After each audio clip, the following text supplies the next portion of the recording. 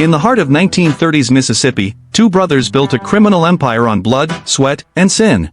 But what happens when their sins attract an evil far older and more bloodthirsty than they could ever imagine?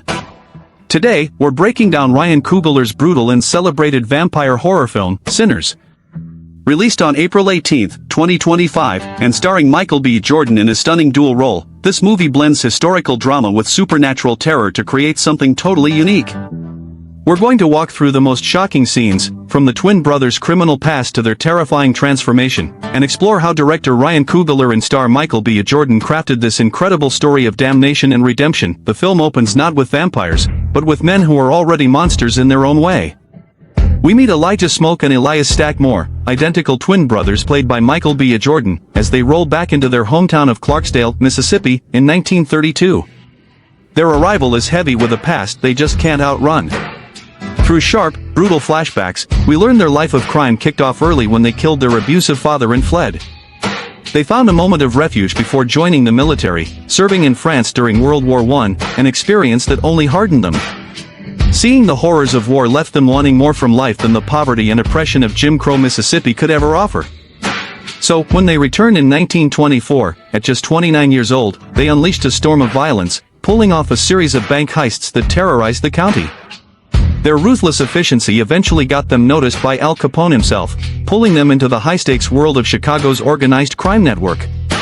For 7 long years, they carved out a reputation as fearsome enforcers. But the life wore on them, and they started wanting something more, something legitimate. Armed with stolen cash and a lifetime of regret, they decide to go home. The film makes it crystal clear, Smoke and Stack are not heroes.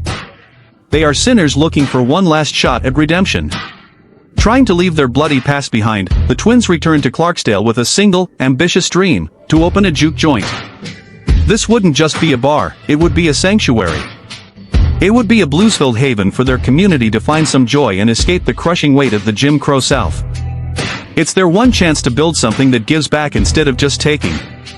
But to pull this off, they need a team. They bring in the soulful Delta Slim, a legendary local musician played by Delroy Lindo, to be the voice of their new place.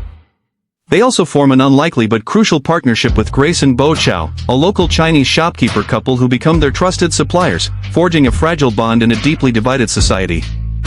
For security, they hire a massive field worker named Cornbread as their bouncer. The most complicated part of their new life, though, is Smoke's estranged wife, Annie, played by Wunmi Mosaku. She agrees to be the cook, but their relationship is a wreck, haunted by the tragic death of their infant daughter. Annie clings to her faith in hoodoo, convinced a failed ritual led to their daughter's death, while Smoke is just bitter and skeptical of the old traditions. This tension between faith and doubt becomes a huge part of the story. The juke joint, built on an old sawmill, is more than just a business. It's a symbol of freedom, a bastion of black cultural expression, and a defiant stand against the world that was trying to keep them down. The opening night of the juke joint is the film's emotional core, a sequence critics have called one of the best of 2025. The air is thick with excitement as the community gathers. Delta Slim takes the stage, and his music sets the mood, but the real magic starts when a mysterious young musician named Sammy begins to play. He's soon joined by Perline, a captivating singer who has completely stolen his heart. What happens next isn't just a performance. As Sammy's music swells, it becomes something more, something transcendent. The film shows this by having the spirits of past and future performers appear in the crowd, unseen by most, turning the juke joint into a place where the line between the living and the dead gets blurry. The music summons an ancestral presence, a powerful celebration of cultural survival. Director Ryan Coogler captures this with breathtaking style, famously using a 50-foot techno crane to pull back from the dancers, revealing the entire community celebrating against the backdrop of the old mill. It's a moment of pure, unfiltered joy and freedom. For the twins, it's their dream made real. For Sammy, he'd later say it was the greatest day of his life, a perfect, fleeting moment before the night turns into an absolute nightmare. This beautiful celebration acts like a beacon, attracting an ancient evil.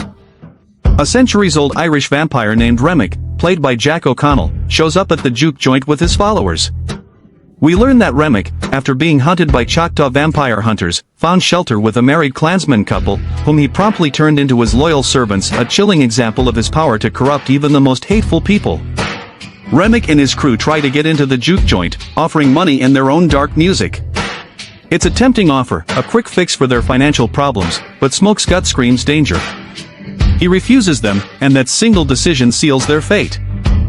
Had he said yes, the night might have gone differently, but his instinct to protect his community is what kicks off the horror.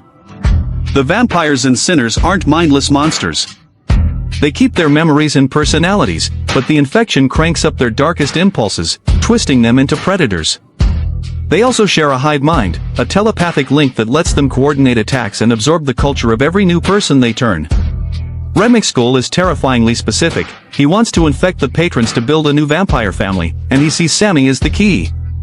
He believes Sammy's incredible musical gift can be used to summon the spirits of his own long-lost vampire kin, making him a tool for a horrifying kind of cultural conquest. The film takes a devastating turn when Stack steps outside and comes face-to-face with his former love, Mary, played by Haley Steinfeld. Their history is tragic. Stack had abandoned her years ago, thinking it was the only way to protect her from the racial violence of their town. But his protection failed. Remmick found her, and now she's standing right in front of him, a vampire. In a scene that's both seductive and horrifying, Mary lures Stack in and delivers the fatal bite, turning him into the very thing he was supposed to fight. The past he tried to escape has literally come back to consume him. When Smoke finds his brother's body with the transformed Mary standing over him, he reacts on pure instinct and shoots her. But bullets are useless now. She's not human anymore and vanishes into the night. Stack revives, his eyes glowing with a new, predatory hunger.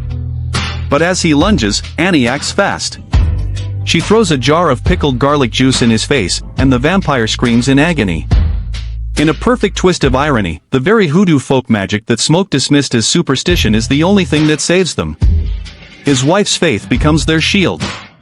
The horror then escalates fast.